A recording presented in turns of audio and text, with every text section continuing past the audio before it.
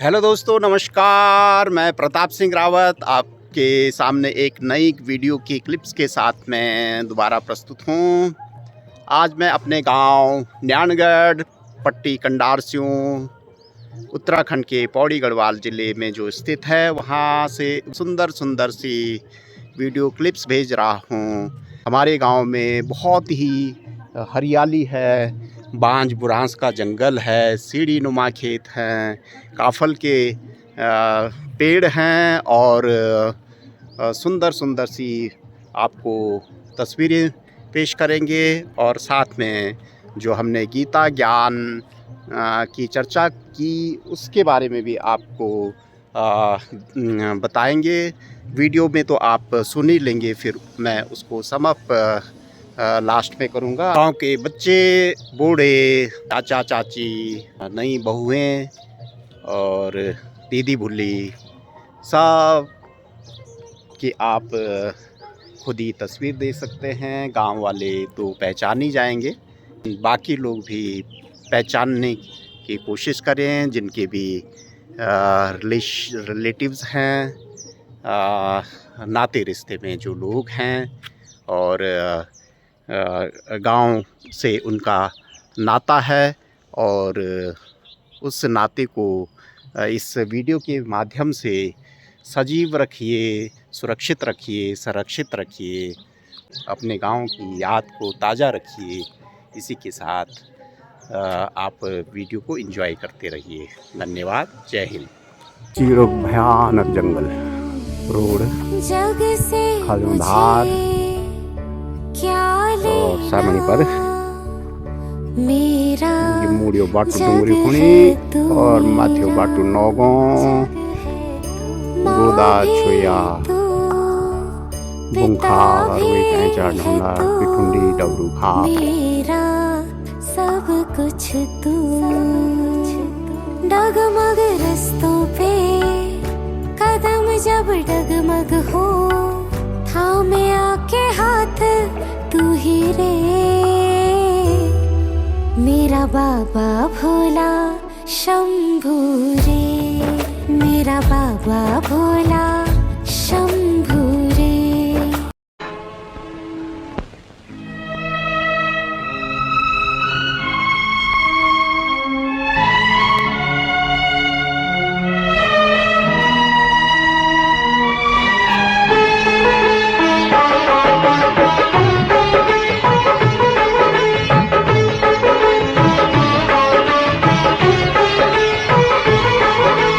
हमको भूल न जाना,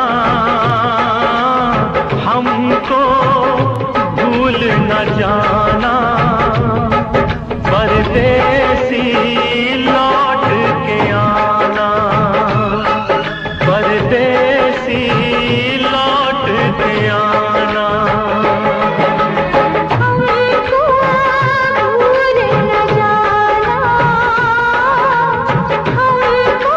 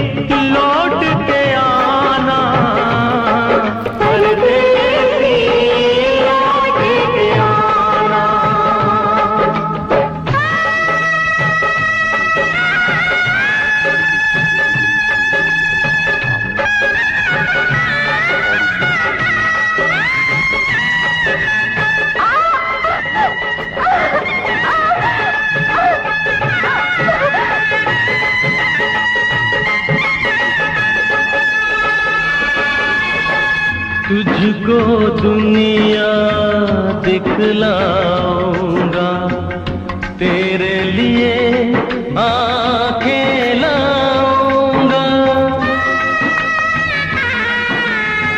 तुझको दुनिया दिखलाऊंगा, तेरे लिए आंखें लाऊंगा, तुझको कैसे भुला पाऊंगा, लौट के जल्दी मैं आऊंगा, लौट के जल्दी मैं आऊंगा।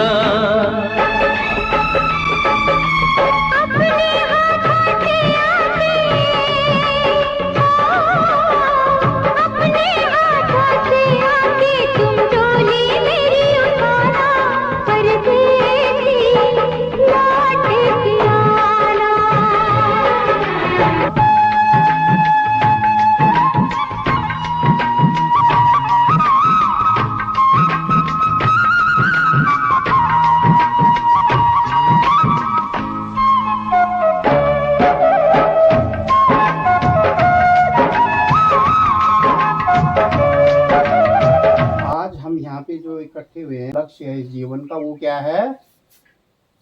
सुख शांति वाला जीवन। जीवन में सुख रहे, शांति रहे और दुखों का निवारण हो, ठीक है ना?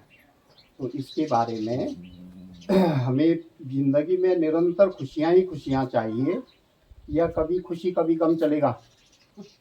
हाँ, नहीं वो तो चलता है, यही तो समस्या है। दुखी यही है कि कभी गम भी आ जाता बीच में, तो गम नहीं चाहिए ना, गम नहीं, हमेशा खुशी खुशी ही खुशी हाँ। चाहिए, ठीक है ना? हाँ। तो ये कैसे संभव हो सकता है, इसी के बारे में आज की चर्चा है, ठीक है? इस जीवन में सभी लोग यही सवाल करते हैं ना कि हमें दुख है तो क्यों? सभी को यही एक ही प्रॉब्लम ना, हमें दुख क्यों है, हमारा जीवन चिंताओं से भरा क्यों है? यदि दुख चिंता क्लेश ही जीवन में देखने थे तो फिर हमारा जन्म ही क्यों हुआ है ना? जन्म क्यों हो? फिर यही रोते रहते हैं कि बेकार नहीं होती जन्म तो पूछो ना। तो अगर जन्म होना ही था तो किसी धनवान या संपन्न घर में क्यों नहीं हुआ?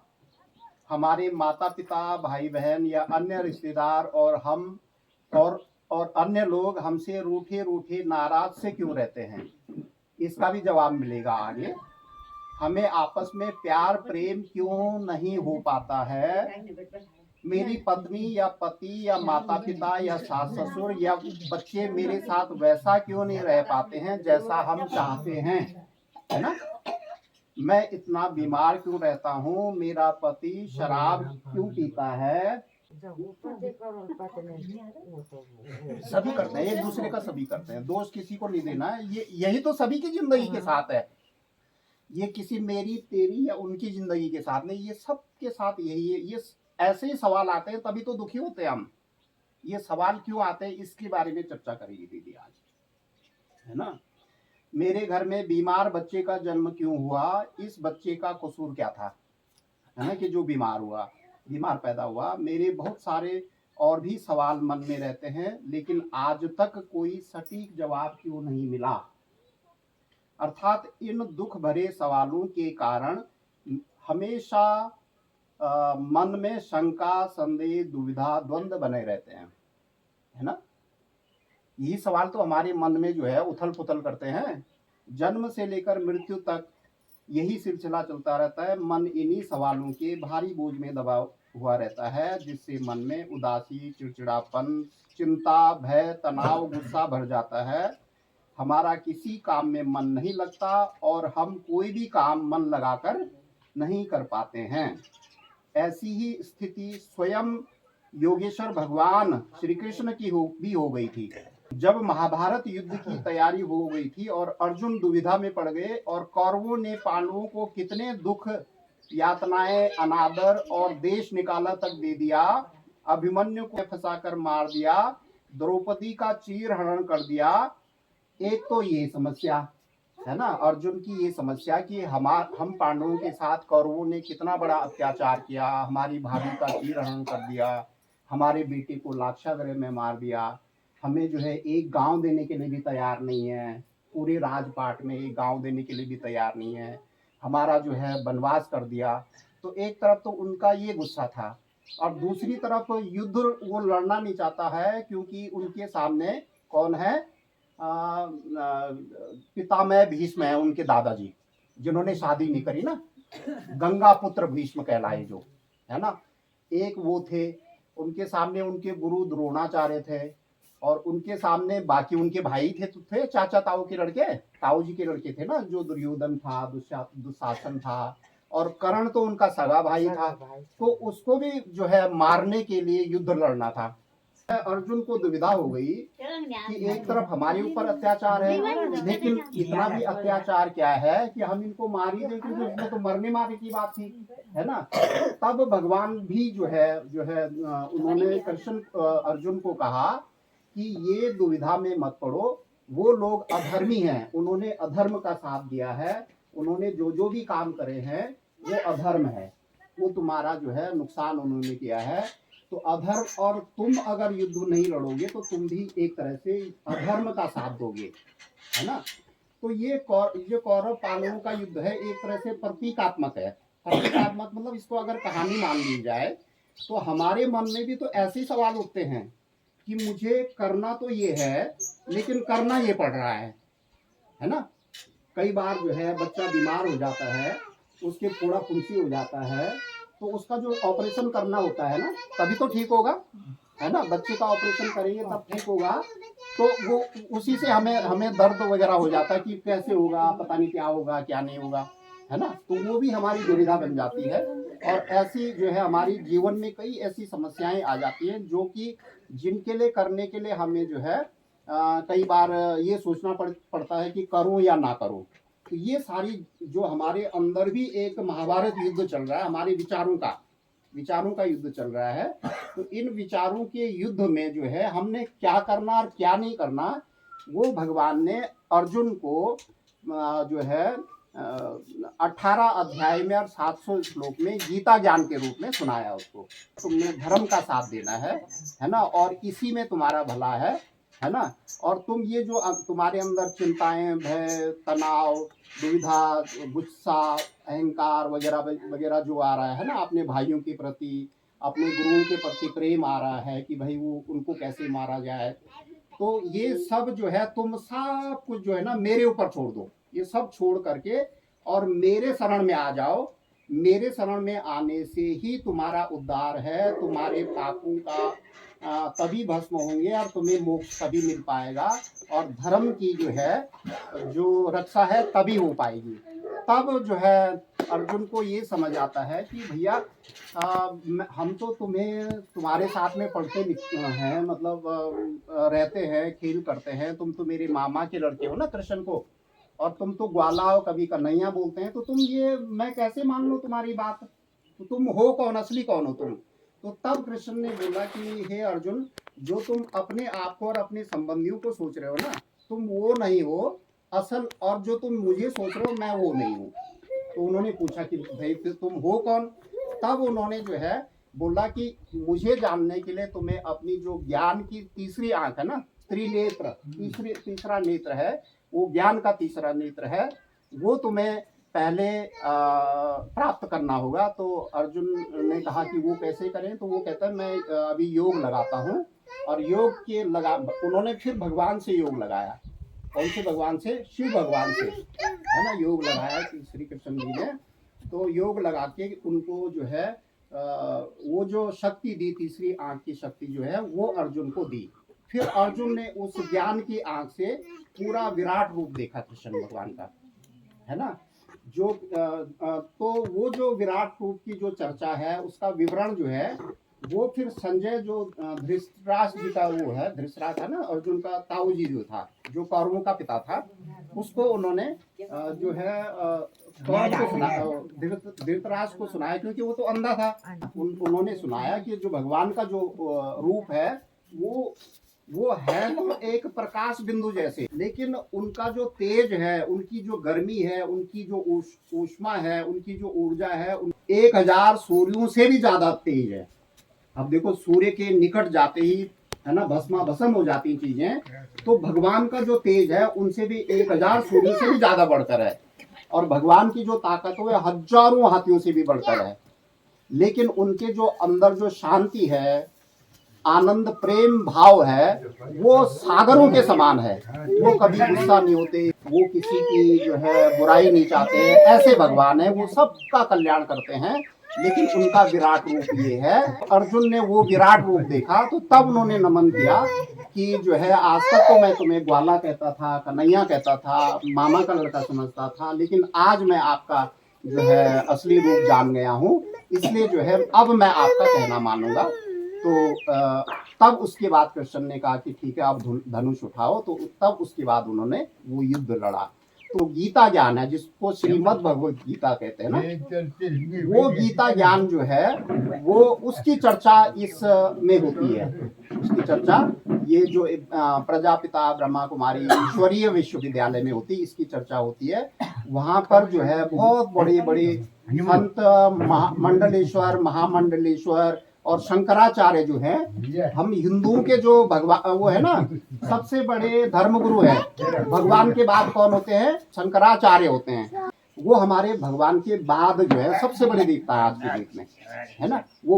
तो वो लोग जो है वहाँ पे आके इसकी चर्चा करते हैं, वो ज्ञान सुनाते हैं और महाभारत और गीता के बारे में हमारे अंदर भी जो दुविधाएं हैं, द्वंद्व हैं, शंकाएं, समाधान है, चिंता है, भय है, अहंकार वगैरह वगैरह है हमारे अंदर, है ना, काम, इच्छा वगैरह वगैरह, जो भी हमारे अंदर राग द्वेष की बातें हैं, इनको कैसे दूर करना है वो सब जो है ये समझाते हैं।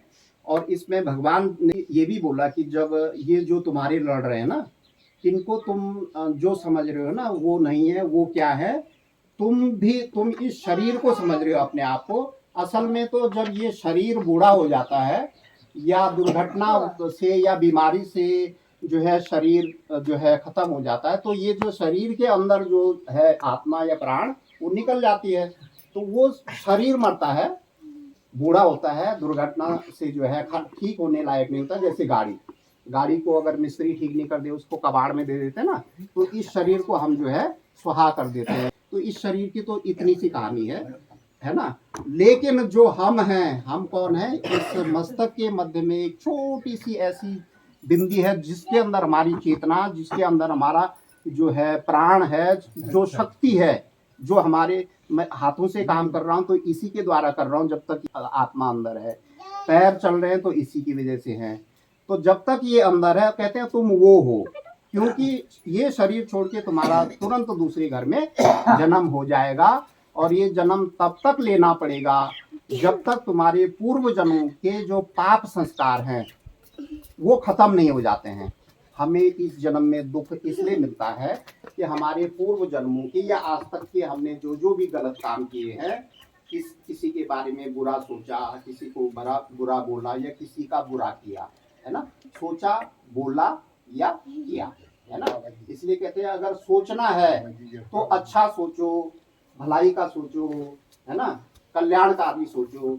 अब बोलना है तो मीठा बोलो, कम बोलो, धीरे बोलो, और करना है तो वो काम करो जिसमें कल्याण ही कल्याण हो, है ना। तो ये भगवान अर्जुन को बताते हैं कि इसलिए जो है ये जीवन मिला है, ये जीवन जन्म जन्मांतर चलता रहता है और मोक्ष तभी प्राप्त होता है जब हमें पुराने दुखों से छुटकारा मिल जाता है। दूसरा प्रश्न ये होता है कि मेरा जो है इस जो है गरीब घर में जन्म क्यों हुआ है ना, या घर में कलेश रहता तो उस घर में क्यों हुआ है ना, मुझे प्यार नहीं मिलता तो क्यों नहीं मिलता है, या मैं किसी को प्यार नहीं करता हूँ तो दुख तो होता है ना। जैसे मैंने पिताजी को घर में छोड़ा तो दुख तो मेरे को ही है ना, मैंने छोड़ा हुआ है, दुख तो रहता ही है ना, पता है ना हम क्या सही कर रहे हैं, क्या गलत कर रहे हैं, है ना।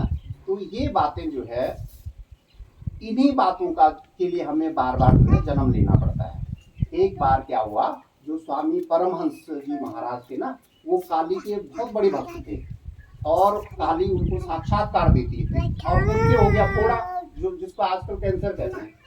तो उन्होंने कहा कि तुम तो मेरे भक्त हो, वरदान मांगो। उन्होंने कहा नहीं, मैं वरदान नहीं मांगू, मैं ठीक नहीं होऊंगा और इसमें नहीं भुगतूंगा, तो फिर वो जिस वजह से ये फोड़ा हुआ है इसके लिए मुझे दूसरा जन्म लेना पड़ेगा, तो नहीं चाहिए मुझे दूसरा जन्म, इसलिए मैं इसी जन्म में इसको भुगतूंगा। देखो जो साधु सन्यासी लोग होते हैं ना, जैसे भगवान बुद्ध थे तो वो किसी राजा के लड़के थे, सिद्धार्थ, है ना? तो उनको भी वैराग्य आ गया। उनको 3 बातें याद आई कि एक तो उन्होंने बूढ़ा देखा बचपन में ना, तो उन्होंने कहा ये ऐसा क्यों चल रहा लाठी देखे। तो उनके मंत्री ने बोला कि ये बूढ़ा हो गया। कहते मुझे भी होना है। कहते हाँ तुम्हें भी होना है। तो फिर कोई जो है अर्थी जा रही थी तो उन्होंने कहा ये क्या। कहते ये मर गया तो ये उसको जलाने जा रहे हैं। तो कहते मुझे भी जलाना है। कहते हाँ तुम्हें भी एक दिन जलाना है ना। कोई बीमार हो गया तो कह रहे ये क्या हो गया, बेचारा खांस रहा है या कुछ कर रहा है ना, चल नहीं पा रहा है। तो कहते ये मुझे भी हुआ। कहते हाँ। उनको वैराग्य आ गया और जो है 20-22 साल में वो जो है उन्होंने घर छोड़ दिया। उनका एक लड़का भी था, शादी हो रखी थी। वो घर बार छोड़ करके तपस्या में चले गए भगवान की प्राप्ति में, और वो खुद ही भगवान बने, विष्णु अवतार बने हुए, है ना। तो ये हमें जो ये दुख वगैरह मिल रहा है ना, ये भुगतने के लिए मिल रहा है।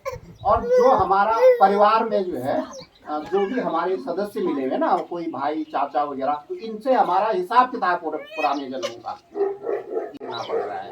किसी से धोखा हुआ है मेरे को, तो मेरा जो है उस जन्म में किसी न किसी जन्म में उस आदमी से धोखा मैंने किया होगा, उसका जो है मेरे को प्रतिफल मिलना ही मिलना है। उससे मैं बच नहीं सकता हूँ। कर्मों की गति से कोई बच नहीं सकता है। और यही जो है गीता ज्ञान में है। और आगे जो है थोड़ा भगवान के बारे में और कुछ बताएंगे। शांति। सभी प्यार से बोलेंगे एक बार ओम शांति। ओम शांति। एक बार और ओम शांति। ओम शांति। अभी तक हमने सत्संग सुना और अब हम करेंगे पढ़ाई। क्या करेंगे? वैसे तो आप कहोगे कि पढ़ाई अभी हमारी उम्र नहीं है पढ़ाई की, लेकिन ये पढ़ाई हमें भगवान पढ़ाएगा। और भगवान की नज़रों में तो सब क्या होते हैं? बच्चे होते हैं ना। भगवान ही देखता है ये बूढ़ा हो गया, तो पढ़ाई करने के लिए तो मुझे थोड़ा सा आपको भी आगे आना पड़ेगा। कर सकते हैं आप? आगे आ जाओ। क्योंकि पढ़ाई ना किसी वैसे नहीं होती, पढ़ाई के लिए आगे बैठना पड़ता है। सभी एक बार और बोलेंगे ओम शांति। ओम शांति। देखिए अभी आपको बताया ना जैसे भाई जी ने, हमारे प्रश्न क्या होते हैं कि मेरा इस घर में जन्म क्यों हुआ, या फिर घर में जब बच्चा पैदा होता है तो वो जन्म लेते ही बीमार क्यों होता है ना। ऐसे कि जन्म लेते ही बच्चे के फेफड़े खराब हैं, बच्चे ने जन्म लिया, जन्म से ही वो अंधा है, जन्म से ही वो गूंगा है, होता ना ऐसे, बोल नहीं पाते कितने बच्चे। तो वो भगवान ये कहते कि ऐसा क्यों होता है उसके साथ ना। ऐसा उसने जन्म लेने से पहले क्या पाप कर दिए जिसकी उसको सजा भुगतनी पड़ रही ना। तो उसके लिए भगवान हमें ज्ञान देते हैं।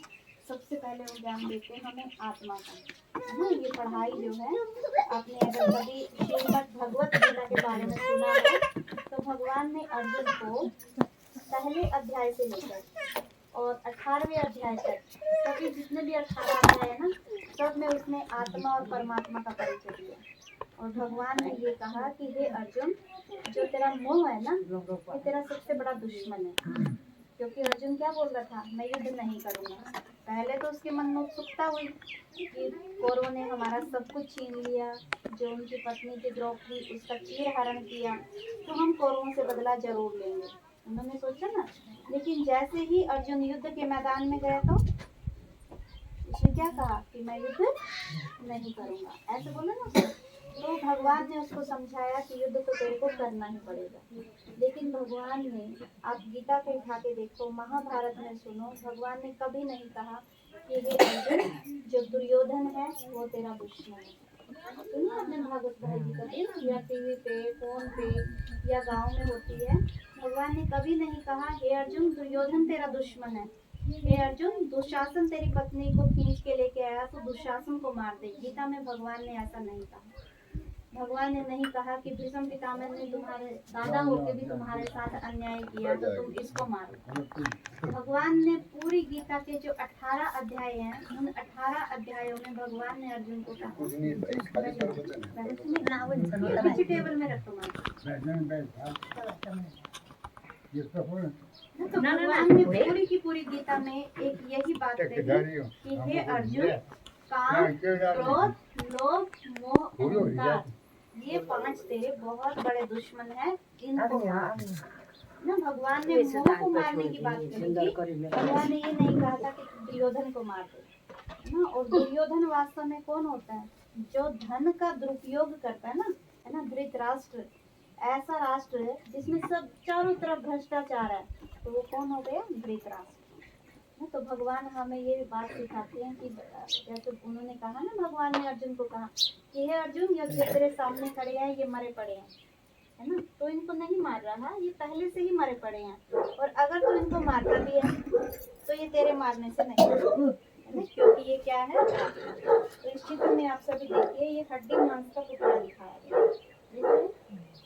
तो ये हड्डी मांस के पुतले के हाथ पैर सब कुछ है ना, सब कुछ दिख रहा है सभी को।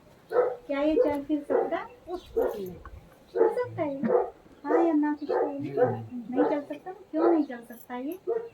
क्योंकि इसके अंदर प्राण नहीं है ना, जिसको हम आध्यात्मिक भाषा में या शास्त्रों में जिसको हम आत्मा कहते हैं। और सिर्फ आत्मा हम बोलने के लिए बोल देते हैं। कोई घर में शरीर छोड़ता है तो हम उनके घर में जाते हैं तो हम क्या कहते हैं? चलो इसकी आत्मा की शांति के लिए 2 मिनट भगवान को याद करते हैं, बोलते ना हम ऐसे।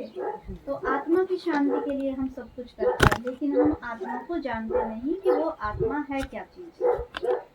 मैं बोल रही हूँ, हम सोचते हैं कि ये जीभ बोलती है। हम देख रहे हैं, हम क्या सोचते हैं? आंखें देखती हैं, यही सोचते ना हम। चल रहे हम सोचते हैं पैर चलते हैं, लेकिन आप बताओ क्या आंखें देखती हैं? एक डेड बॉडी जो होती है उसकी आंखें होती है ना, क्या वो देखती है? नहीं देखती। जीभ तो डेड बॉडी की भी होती है, क्या वो सुन पाती है? नहीं सुन पाती। तो भगवान हमें ये सिखाते हैं कि इन आंखों के द्वारा देखने वाली, मुख के द्वारा बोलने वाली, कानों के द्वारा जो सुनती है, वो शक्ति क्या है? वो है आत्मा। जब इस हड्डी मांस के शरीर के अंदर आत्मा आ जाती है ना, तब ये चलने फिरने वाला इंसान बन जाता है। और वही आत्मा, अभी हम कहीं पर गए थे तो वो बोल रहा था कि क्या आपने परमात्मा को देखा? अब परमात्मा कोई देखने की चीज़ थोड़ी है, वो तो अनुभव करने की चीज़ है ना। तो अब अगर हम ये कहें कि हमने परमात्मा को नहीं देखा तो इसका मतलब क्या ये थोड़ी कि परमात्मा है नहीं है। आप ये बताओ, क्या आपने कभी आत्मा को देखा है? देखा आत्मा को? लेकिन क्या आत्मा नहीं है? अगर आत्मा हमारे शरीर में नहीं होती तो क्या हमारा शरीर चलता? बताओ, देख पाते? सुबह से लेकर हम शाम तक सारा दिन काम करते रहते हैं, तो क्या आत्मा के बिना हम ये काम कर पाते? कर पाते माता जी? नहीं कर पाते। तो सब कुछ करने वाली कौन है? बोलो ना, कौन है? जोर से बोलो। आत्मा करती है। लेकिन हम जानते नहीं कि आत्मा क्या चीज़ है। हम ये सोचते हैं कि जब इंसान मर जाता है और मरने के बाद जो वो काले रंग का भटकता है वो आत्मा होती है ना। अगर आत्मा की कहीं बात करते हैं ना, हमारे सामने आत्मा का चित्र कैसा आता है कि जो काले रंग का भूत घूमता है ना, वो आत्मा होती है। लेकिन भगवान ये कहते हैं आत्मा वैसी नहीं होती। आत्मा का रूप कैसा है? जैसे आसमान में सितारे चमकते हैं ना, ऐसी ही आत्मा होती है जो हमारे यहाँ पर चमकती है। यहाँ बैठकर हम सब कर्म करते हैं और कर्मों का फल भी हम फिर यहीं बैठकर भोगते हैं। अगर हमने अच्छे कर्म किए तो उनका अच्छा फल भोगेंगे, हम बुरे किए तो अगर पाप करेंगे तो कैसा फल मिलेगा? करेला बोएंगे तो क्या मिलेगा हमें? करेला मिलेगा? नहीं मिलेगा, कड़वा ही मिलेगा ना। आम बोएंगे तो मीठा आम ही मिलेगा, गन्ना बोएंगे तो मीठा गन्ना ही मिलेगा हमें, नींबू बोएंगे तो नींबू ही मिलेगा। तो ऐसे ही अगर हम पाप करेंगे तो हमें पाप कर्मों का फल भोगना पड़ेगा, और वो पाप कर्मों का फल भी आत्मा ही भोगती है, ये शरीर नहीं भोगता है ना। इस शरीर के द्वारा आत्मा फल भोगती है। इसीलिए जब हमारे साथ अच्छा होता है ना, तो हम क्या कहते हैं? मेरा तो भाग्य ही खुल गया। और जब बुरा होता है तब हम कहते हैं अरे मेरी तो किस्मत ही फूट गई। कहाँ हाथ लगाते हैं हम? नहीं लगाते ना, या कहीं और लगाते हैं। कर्म हम किससे करते हैं? हाथों से करते हैं। लेकिन जब हमारे साथ कुछ बुरा होता है तो क्या हम ऐसे बोलते हैं मेरे तो कर्म ही ऐसे? क्या बोलते हैं? अरे मेरी तो कर्म ही ऐसे, मेरी किस्मत ही ऐसी है, यही बोलते हैं। कुछ लोग ये कहते हैं कि आत्मा हमारे यहाँ दिल में रहती है। अगर दिल में आत्मा रहती ना, तो जो हार्ट पेशेंट होते हैं उनका ऑपरेशन करते हैं, तो ऑपरेशन करने के लिए डॉक्टर लोग क्या करते हैं? कई बार उस हार्ट को निकाल के रखते हैं, निकाल के उसका ऑपरेशन करते हैं, उसका ट्रीटमेंट करते हैं। अगर आत्मा निकल गई शरीर में से फिर तो तो वो मर जाएंगे। लेकिन क्या ऑपरेशन करते हुए होता है ऐसे? कोई ऐसे होता है, वो तो अगर हम घुटने का भी करेंगे तो भी हो जाएगा। और आत्मा यहीं रहती है, उसके लिए हमारी जो सरकार है वो क्या बोलती है, जब भी कोई भी बाइक चलाओ, स्कूटी चलाओ तो हेलमेट पहनो। ये बोलते हैं ना कि हेलमेट क्यों पहनते हैं हम? क्यों पहनते हैं भाई जी? सुरक्षा के लिए, सेफ्टी के लिए, है ना। तो सेफ्टी के लिए क्यों पहनते हैं? कहीं एक्सीडेंट ना हो जाए और हमें चोट ना लग जाए। अब सेफ्टी यही की जरूरी क्यों है? क्या सरकार बोलती है कि घुटने के लिए कुछ जरूरी है पहन के रखना, या कमर के लिए जरूरी है? वहां पे अगर चोट लग गई तो इंसान बच जाता है ना। मान लीजिए कहीं पे किसी का एक्सीडेंट हो गया और हमने सुना अरे फलाने का वहाँ पे देहरादून से वो वापस आया था तो आते आते है ना भूखाल में उसका एक्सीडेंट हो गया। हम पूछते ज्यादा तो नहीं लगी? वो कहेगा अरे ज्यादा ही चोट लग गई उसको। अगर हम कहते कहाँ लगी, वो हम कहते अरे उसकी तो टांग टूट गई, तो हमारे मन में क्या आता है? बच जाएगा। होती है ना हम अंदर में उम्मीद, बच जाएगा वो, है ना। कोई कहे अरे उसकी तो कमर की रीढ़ की हड्डी टूट गई, फिर भी उम्मीद होती है कि वो बच जाएगा। अगर कोई ये कहे कि उसके तो दिमाग में चोट लग गई, मन में क्या आता है? अब तो बचना मुश्किल है ना। तो गवर्नमेंट ने हमें हेलमेट पहनने के लिए बोला है कि क्योंकि मेरे को अपनी सीट के ऊपर ही खतरा है ना, तो मैं उठ के भाग जाऊंगी। तो ऐसे ही आत्मा भी क्या करती है? आत्मा यहाँ मस्तक के बीच में रहती है, और अगर हमें कहीं और चोट लग जाती है ना, आत्मा को खतरा नहीं होता। लेकिन अगर यहीं पर ही चोट लग जाए, दिमाग में ही चोट लग जाए, तो आत्मा को खतरा हो जाता है और वो आत्मा निकल कर भाग जाती है। इसीलिए जब भी हम सुनते हैं फलाने के दिमाग में चोट लग गई, उसके सिर में चोट लगी है, तो हमें तुरंत एक ही विचार आता है, अरे अब तो उसका बचना बहुत मुश्किल ही बच पाएगा। और 100 में से कोई 1-2 केस होता है जिसके दिमाग में चोट लग जाए तो वो बच जाता है। और फिर देखो यहीं पर आत्मा रहती है। इसलिए जब हम मंदिर में जाते हैं, तिलक कहाँ लगाते हैं? कहाँ लगाते हैं? यहीं पे ही लगाते हैं ना हम तिलक। माताएं बिंदी लगाती है, कहाँ लगाते हैं? यहीं पे लगाते हैं ना। पूरा चेहरा कितना सुंदर होता है, लेकिन यहाँ वहाँ नहीं लगाते। हम कहाँ लगाते हैं? मस्तक नहीं लगाते ना, क्योंकि आत्मा भी एक बिंदी है। वो बिंदी आत्मा यहाँ पर रहती है, इसलिए हम यहीं पर ही तिलक लगाते हैं, यहीं पर ही हम बिंदी लगाते हैं। फिर देखो ये गाड़ी दिखाई गई जैसे, ये गाड़ी हमारा ये जो शरीर है ये भी खाली एक गाड़ी की तरह है। जब तक इस गाड़ी के अंदर ड्राइवर नहीं होगा, क्या ये गाड़ी चलेगी? चलोगी? मतलब चलेगी गाड़ी? नहीं चलेगी। जब इसके अंदर ड्राइवर होगा तब गाड़ी चलेगी। तो ऐसे ही हमारा ये शरीर भी खाली गाड़ी है, और इसका ड्राइवर कौन है? आत्मा। और फिर देखो गाड़ी को चलाने के लिए ड्राइवर के साथ साथ हमें भोजन भी चाहिए होता है। बिना भोजन के भी इसके गाड़ी को चलाने के लिए ड्राइवर के साथ साथ पेट्रोल या डीजल भी चाहिए होता है। बिना पेट्रोल के भी गाड़ी नहीं चलती। तो ऐसे ही हमारा ये शरीर है, इस शरीर को चलाने वाला ड्राइवर कौन है? कौन चलाता है? सभी बताएंगे ना, नहीं तो फिर भूल जाओगे। जैसे बच्चों को स्कूल में पढ़ाते हैं ना, आज आपकी भी पढ़ाई हो रही है, पढ़ना चाहते हो ना सभी, है ना। और ये पढ़ाई तो ऐसी है जो दुनिया में कोई नहीं पढ़ाता, और ये पढ़ाई सबसे ज्यादा जरूरी है ना। जो हम दुनिया में बोलते हैं ना, हम सारा दिन दुखी क्यों होते हैं, है ना। हम ये सोच के दुखी होते हैं मेरे साथ ऐसा क्यों होता है ना। तो आत्मा का पाठ पढ़ के हमें पता चलेगा कि मेरे साथ ऐसा क्यों होता है। तो ये पढ़ाई बहुत जरूरी है। तो इस शरीर का ड्राइवर कौन है? सभी बताओ। जैसे आपके बच्चे स्कूल में जाते हैं, वहाँ पे मैम उनको पढ़ाती है ना, वो बोलती है A for नहीं होती मौसी बोलते ना ऐसे A for तेरे फोटो नहीं होनी। अगर बच्चे ना बोले और मैम खुद अकेली बोले जाए, बच्चे सीख पाएंगे? तो अगर मैं अकेली बोल के चली जाऊंगी तो आपको याद रहेगा फिर, है भाई जी? नहीं रहेगा। मैं आपसे छोटी हूँ, मैं आपको पढ़ाने लायक नहीं हूँ, लेकिन भगवान ने मुझे ये जिम्मेवारी दी है कि आपको औरों को पढ़ाना है, तो मैं सिर्फ अपनी जिम्मेवारी पूरी कर रही हूँ। तो आप सभी चाहते हो ना कि आपको याद रहे ये बातें जो आपको सिखाई जा रही। तो एक बार फिर से सभी बताएंगे, इस शरीर का ड्राइवर कौन है? आत्मा, है ना। तो आत्मा इस शरीर को चलाती है। फिर देखो आत्मा ड्राइवर तो इस शरीर में हमने बिठा दिया, बैठा है वो तो सभी का बैठा है ना, सबकी गाड़ियों में। और जो हम ये कहते हैं ना कि हम गरीब हैं, सभी कहते हैं ना हम गरीब हैं, तो भगवान ये कहता है आप जैसा अमीर तो कोई भी नहीं है। है ना। किसी के पास गाड़ी होगी करके 10 लाख की, 20 लाख की, 30 लाख की, या किसी के पास जो बहुत ज़्यादा टाटा अंबानी जैसे हैं, रतन टाटा जैसे हैं, उनके पास करोड़ों की गाड़ी होगी। लेकिन हम सबके पास भी गाड़ी है, और वो कौन सी गाड़ी है? ये हमारा शरीर। ये कितने का है? कितने का है? अगर कोई हमें ये कहे आपको 1 करोड़ रुपया देंगे हम, आप अपनी दोनों आंखें दे दो, देंगे हम? तो हमारी आंखों की कीमत कितनी है? करोड़ों से भी ज़्यादा। अगर कोई कहे हम आपको 2 करोड़ रुपया देंगे, अपने कान के दोनों पर्दे निकाल के दे दो, देंगे हम? नहीं देंगे। तो 2 करोड़ हो गए ना। और कोई कहे कि हम आपको 1 करोड़ रुपए और देंगे, दोनों टांगे दे दो, तो देंगे हम? तो हमारी टांगों की कीमत कितनी है? करोड़ से भी ज़्यादा। 3 करोड़ हो गए ना।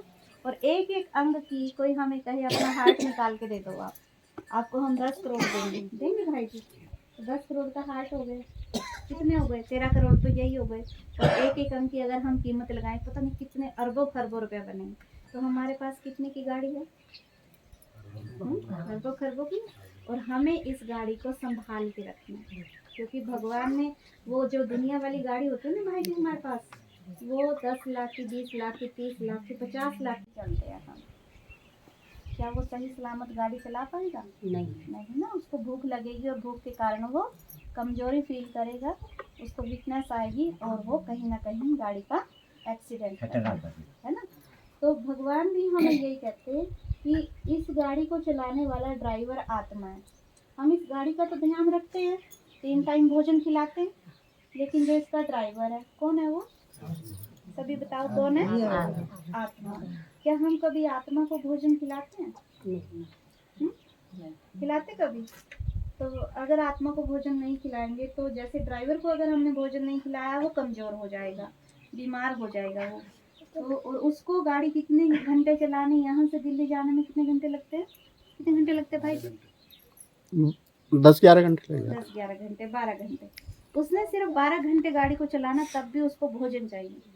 हम अपनी इस गाड़ी को कितने सालों से चला रहे हैं?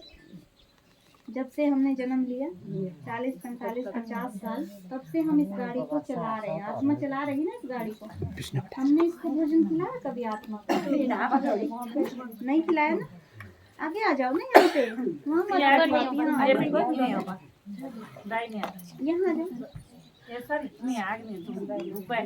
देखिए भगवान हमें ये सिखाते हैं कि अगर हम आत्मा को भोजन नहीं खिलाएंगे तो आत्मा कमजोर हो जाएगा। और आज सबकी आत्मा कैसी है? कमजोर है कि ताकतवर है? पहले कितनी जीवन में परिस्थितियां आती थी, हम उनका सामना कर लेते थे, होता था ना। घर में इतने लड़ाई झगड़े होते थे, तो हम फिर भी इकट्ठे रहते थे। आज घर में कोई कुछ आपस में एक दूसरे को बोल दे, हम रहना पसंद नहीं करते, है ना। घर में जैसे होता है ना। पहले ज़माने में ये टाइम हम सुनते थे कि सास बहू की आपस में नहीं बनती। आज के टाइम पे तो माँ बेटी की भी नहीं बनती, है ना। होता था ना पहले ऐसे। आज एक बेटी अपनी माँ की बात सुन के खुश नहीं है। अगर माँ ने उसको डांट दिया ना, वो पता नहीं क्या कर देगी। आज के टाइम पे पहले होता था कि सास अपनी बहू को भी डांट देती थी, तो भी बहू शांत रहती थी, प्यार से रहती थी, है ना, कुछ नहीं बोलती थी आगे से। लेकिन आज तो माँ अपनी बेटी को भी नहीं डांट सकती, है ना। बाप अपने बेटे को डांट नहीं सकता। अभी पैठानी की एक बात बताते हैं आपको। छोटा बच्चा 11वीं क्लास में पढ़ने वाला बुरे संग में चला गया, और उसकी मम्मी कहती है दीदी मैं क्या करूं, अब ये बुरे संग में चला गया और अभी तो 11वीं क्लास में है ये। तो हमने कहा आप इसके पापा को बताओ ना, आपका कहना अगर नहीं मानता तो फिर अगर इसके पापा हाथ उठाते तो वो आगे से हाथ उठाता, क्या करें। 11वीं क्लास में पढ़ने वाले बच्चे को बाप थप्पड़ नहीं मार सकता। तो ऐसा टाइम आ गया। तो क्या है, आज सबकी आत्मा कमज़ोर हो गई ना, और कमज़ोर हो गई, बीमार हो गई, तो उसकी निशानी क्या है? हम छोटी छोटी बात में चिड़चिड़े हो जाते हैं। पहले कोई कुछ बोलता था, कुछ फर्क नहीं पड़ता था, फिर आपस में प्यार से रहते थे। आज हम क्या चाहते हैं? प्यार चाहते हैं आज हम, लेकिन सोचते हैं ऐसे सभी मेरे को प्यार करें, लेकिन मैं किसी को प्यार करूं? क्योंकि मेरे पास है ही नहीं है ना प्यार जो मैं दूसरों को दूंगी। जब मेरे पास नहीं है तो दूसरों को कैसे देंगे हम, है ना। जैसे कोई भी काम है, जब तक मैं खुद नहीं करूंगी तो दूसरे कैसे करेंगे। जो चीज़ मेरे पास होगी मैं दूसरों को दूंगी, तभी तो दूसरा भी मेरे को देगा ना। जैसे आजकल के टाइम पे बोलती है ना कि बच्चे गलत रास्ते पर चल रहे हैं, है ना। माताएं बोलती हैं हमारा पति शराब पीता है, हम उसकी शराब छुड़वाना चाहते हैं, ऐसे बोलती है माता। मेरा बेटा शराब पीता है, हम उसकी छुड़वाना चाहते हैं। अब आप ये बताओ, जो घर में माताएं हैं वो चाय पीती हैं, आप सभी भी पीते हो ना चाय? अगर हम आपको बोलें कि अगर पति की शराब छुड़वानी है तो पहले आपको चाय छोड़नी पड़ेगी। अब भाई हंस रहे हैं, तो छोड़ दोगे आप चाय? नहीं छोड़ पाएंगे। तो देखो, चाय तो अच्छी चीज है ना, हम उसको नहीं छोड़ पा रहे हैं। अगर आपको मैं बोलूं 1 हफ्ते तक आपको चाय नहीं पीनी, तो क्या होगा? हालत खराब हो जाएगी। क्या होगा हालत खराब? हो जाता है ना, कईयों का जान नहीं रहती, कमजोरी आती है। तो आप ये देखो, चाय छोड़ने से जब इतनी बीमारियां लग जाती है, चक्कर आते हैं, फिर दर्द हो जाता है ना, बीपी लो होने लग जाता है, तो वो बेचारे शराब कैसे छोड़ेंगे? शराब छोड़ने से तो और ज्यादा पता नहीं क्या है ना। तो अगर उनकी शराब छुड़वानी है तो पहले क्या छोड़वानी करती है? चाय नहीं करती है। माता जी चाय पीते हैं तभी तो उनकी शराब सहन नहीं होती है। अगर आप चाय छोड़ दोगे ना, वो कितना ही हल्ला करेंगे, आप सहन कर लोगे, करने को कुछ नहीं होगा। आप चाय छोड़ के देखो। लेकिन बात ये है कि अगर हमें कुछ छुड़वाना है ना उनका, तो पहले अपने आप को छुड़वाना। जब हम चाय की लत छोड़ देंगे, मैं ये नहीं कहती आपको कि आप चाय छोड़ दो, लेकिन ऐसे नहीं होना चाहिए कि चाय छोड़ने से हमारे सिर में दर्द हो जाए, है ना, चाय छोड़ने से हमारा बीपी लो हो जाए, कि चाय का टाइम हुआ और 4 बजे को इकट्ठा कर दिया। कहीं गांव में हम जाते हैं, वहाँ पर बोलने वाला कोई नहीं होता, तो हम ही बुला लेते हैं अपने आप ही ना। वो हमारी ड्रेस को देखते ही ये समझते हैं कि ये क्रिश्चियन होंगे, है ना, और ये हमें भी क्रिश्चियन बना देंगे। लेकिन हम क्रिश्चियन नहीं हैं, हिंदू हैं हम। ड्रेस हम वाइट इसलिए पहनते हैं क्योंकि वाइट ड्रेस शांति का प्रतीक होती है, पवित्रता का, शुद्धता का प्रतीक होती है, और वाइट ड्रेस ज्ञान का प्रतीक भी होती है। जैसे देवियाँ होती है ना, धन की देवी लक्ष्मी होती है, उसकी ड्रेस कैसी होती है? लक्ष्मी की ड्रेस कैसी होती है? कैसी साड़ी पहनती है लक्ष्मी? गुलाबी लाल साड़ी पहनती है ना। तो ऐसे ही जो विद्या की देवी होती है, ज्ञान की देवी कौन होती है? सरस्वती, है ना। वो कैसी ड्रेस पहनती है? सफेद पहनती है ना। तो भगवान ने हमें ज्ञान बांटने की जिम्मेवारी दी, इसलिए उन्होंने हमें ड्रेस भी सफेद दी। और सफेद ड्रेस एक ऐसी ड्रेस है जिसमें झंझट नहीं होते। अगर हमारे पास, आप लोगों के पास है जैसे एक अलग अलग कलर की साड़ियाँ हैं, सबके पास अलग अलग कलर कपड़े होते हैं ना।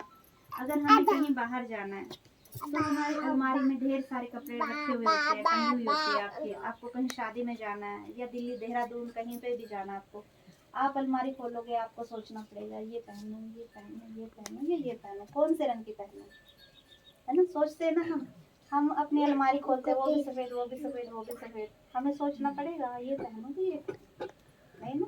तो टाइम बचाने के लिए, अपने संकल्पों को बचाने के लिए भगवान ने कहा कि हमेशा वाइट पहनो, ताकि तुम्हें सोचने में टाइम वेस्ट ना करना पड़े। लेकिन है हम हिंदू, और हम अपना इष्ट, अपना भगवान मानते हैं, परमात्मा शिव, जिसको आप लोग भी मानते हैं। और भगवान हम उसको कहेंगे जिसको सारी दुनिया ही भगवान मानती है। ऐसा नहीं कि आपका भगवान अलग, आपका अलग, उनका अलग, उनका अलग, मेरा अलग, वो भगवान नहीं होता। जिसको सारी दुनिया मानती हो, सारे धर्म मानते हो, सभी देशों के लोग मानते हो, उसको हम भगवान कहेंगे। और वो भगवान सिर्फ एक है, वो परमात्मा शिव, जिसको हिंदू, मुस्लिम, सिख, ईसाई सभी मानते हैं। जिसके लिए हम बचपन से स्कूलों में जाते हैं ना, तो हम एक नारा लगाते हैं, आप भी बोलना उसको, हिंदू, मुस्लिम, सिख, ईसाई आपस में सब भाई। क्या बोलते हैं? आपस में सब भाई भाई। तो भाई भाई कौन होता है? जो एक पिता के संतान होते हैं। तो हिंदू, मुस्लिम, सिख, ईसाई तो अलग अलग भगवानों को मानते हैं ना, तो अलग अलग पिता है सबके। तो भाई भाई कैसे हो गए? क्योंकि सबका पिता एक है। और सब कौन है? चाहे कोई हिंदू है, मुस्लिम है, सिख है, ईसाई है, हमारे शरीरों के धर्म अलग अलग है। हिंदू धर्म में हमने जन्म ले लिया तो मैं हिंदू बन गई, सिख धर्म में जन्म ले लिया तो मैं सिख कहलाऊंगी। शरीर छूट गया, मर गई, अगले जन्म में क्या ईसाइयों के घर में जन्म ले लूं तो मैं क्या बन जाऊंगी? ईसाई बन जाऊंगी। तो ये तो हमारे शरीरों के धर्म होते हैं, जो जन्म लेते ही हमारा बदल जाता है। मेरे प्यारे गाँव वासियों, आपको पता ही होगा कि कुरुक्षेत्र में महाभारत युद्ध जो हुआ, वह कौरवों के अंदर काम वासना, क्रोध, लोभ, मोह, अहंकार के वशीभूत होकर हुआ और इसके कारण उन्होंने पांडवों के ऊपर कई अत्याचार किए। लेकिन युद्ध में जब अर्जुन दुविधा में पड़ गए कि सामने तो पितामह भीष्म हैं, गुरु द्रोणाचार्य हैं और दुर्योधन दुशासन उनके भाई हैं, कर्ण उनका सगा भाई है, अश्वत्थामा उनके गुरु द्रोणाचार्य का बेटा है, तो उनके ऊपर बाण कैसे चलाने हैं, उनको कैसे मारना है। तब श्री कृष्ण भगवान अर्जुन को उपदेश देते हैं, ये अधर्मी लोग हैं जिनको तुम सामने अपना कह रहे हो, उन्होंने अधर्म का साथ दिया। ये लोग मर तो तभी गए थे जब इन्होंने पाप कर्म किए, ये तो पहले ही मरे हुए हैं, इसलिए तुम धनुष उठाओ और तीर चलाओ। अगर तुम नहीं मारोगे तो ये तो पहले ही मरे पड़े हैं, इनको मैं मार दूंगा। अर्थात इन्होंने पाप कर्म किए, जैसा कर्म करेंगे वैसा इनको फल मिलेगा। ये विधि का विधान है। हम लोग भी जाने अनजाने कई ऐसे कर्म कर लेते हैं जो हमारे पाप के कर्म बनते हैं और उनकी सजा हमें दुख के रूप में भुगतनी पड़ती है। अर्थात यही विधि का विधान है। इसलिए हम लोग भी जो जीवन में दुख भुगते हैं, गरीबी, बीमारी और तकलीफ़ों के रूप में, वह भी हमारे जाने अनजाने पिछले जन्मों के पाप कर्मों का ही परिणाम है, जिसका हमें ही फल भोगना पड़ेगा। अर्जुन ने फिर श्री कृष्ण भगवान से प्रश्न किया कि मैं आपकी बात तो मान लूं, लेकिन पहले आप अपना परिचय तो दो। मैं तो तुम्हें सखा समझता था, मामा का लड़का समझता था, ग्वाला कहता था, कन्हैया कहता था, लेकिन मुझे लगता है आप कोई ऐसी शक्ति हो। फिर श्री कृष्ण भगवान कहते हैं कि ये सच है जो तुम मुझे सोच रहे हो, मैं वो नहीं हूँ और जो तुम हो वो तुम नहीं हो। अर्जुन ने फिर कृष्ण भगवान से पूछा कि मेरी समझ में नहीं आया, आप मुझे विस्तार से बताइए। तब श्री कृष्ण भगवान ने कहा कि यह जानने के लिए तुम्हें ज्ञान की तीसरा नेत्र चाहिए। अर्जुन ने पूछा मैं कैसे प्राप्त करूं? तो श्री कृष्ण भगवान ने बोला कि मैं योगेश्वर हूँ, मैं अभी भगवान से योग लगा करके वह तुम्हें दे देता हूँ। जब अर्जुन को तीसरा नेत्र मिल गया, जिसको ज्ञान का नेत्र कहते हैं, तब उन्होंने श्री कृष्ण भगवान ने जब अपना विराट रूप दिखाया तो अर्जुन आश्चर्यचकित हो गए, जिसका विवरण संजय ने धृतराष्ट्र को दिया कि भगवान जो हैं वो एक प्रकाश के रूप में हैं, लेकिन उनका जो तेज है, उनकी जो ऊर्जा है वह हजार सूर्यों से भी बढ़कर है और उनकी शक्ति जो है वो हजारों हाथियों से भी बढ़कर है। लेकिन साथ ही साथ उनके अंदर जो शांति है, प्रेम, प्यार, पवित्रता और स्नेह है, वो हजारों सागरों से, समुद्रों से भी बढ़कर है, क्योंकि वो न तो किसी का बुरा चाहते हैं, न किसी का बुरा करते हैं और न किसी से रूठते हैं। जब अर्जुन को श्री कृष्ण के द्वारा भगवान का साक्षात्कार हुआ, तब वो युद्ध लड़ने के लिए तैयार हो गए। उसके बाद अर्जुन ने दीदी कह रहे हो दीदी श्री कृष्ण भगवान से आत्मा और परमात्मा के बारे में भी ज्ञान प्राप्त किया। भगवान कहते हैं कि मनुष्य शरीर को ही स्वयं मानते हैं, लेकिन शरीर तो एक गाड़ी के समान है, और उस गाड़ी को चलाने वाला जो ड्राइवर है वह शरीर के अंदर मस्तक के मध्य आत्मा है।